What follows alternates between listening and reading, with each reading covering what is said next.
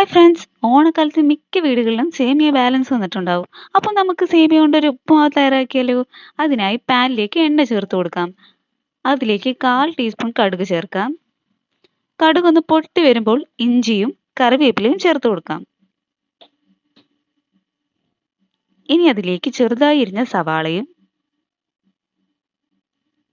ചെറുതായി എരിഞ്ഞ ക്യാപ്സിക്കവും ക്യാരറ്റും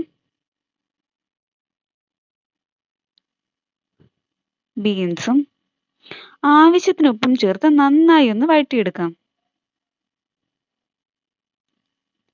ഒരു 1/4 ടീസ്പൂൺ മഞ്ഞൾപ്പൊടി കൂടെ ചേർത്ത് കൊടുക്കാം.